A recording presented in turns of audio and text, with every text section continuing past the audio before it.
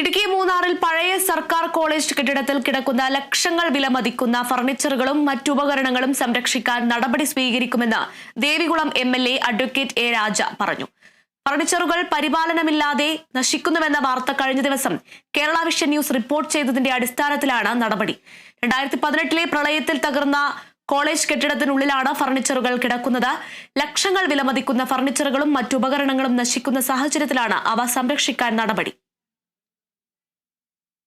Munnar arts and science college 2018 പ്രളയത്തിൽ തകർന്നതിന് ശേഷം മറ്റൊരു സ്ഥലത്താണ് നിലവിൽ അത് പ്രവർത്തിച്ചുകൊണ്ടിരിക്കുന്നത്.